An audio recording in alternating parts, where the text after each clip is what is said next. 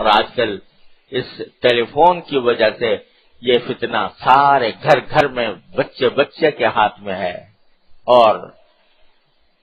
بڑے سے بڑے متقی پرہیزگار کے ہاتھ میں ہے، بظاہر نیک نیتی کے ساتھ اٹھائے ہوئے ہے کہ میں اس میں اچھی بات کہوں گا یا اچھی بات دیکھوں گا، لیکن مبتلا ہو جاتا ہے۔ اپنے آپ کو اس سے بچانے کی کوشش پوری کریں، اور اگر نہیں بچ سکتے تو یہ اسمارٹ فون رکھنا چھوڑ دیں، یہ سادہ ٹیلی فون لے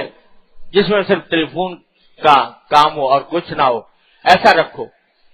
تاکہ دیکھو ایک شریعت کا قاعدہ ہے کہ دفع مضرت مقدم ہے جلب منفعت سے، یعنی نقصان سے بچنا مقدم ہے نفع اٹھانے پر۔ یعنی ایک چیز ہے جس سے آپ کو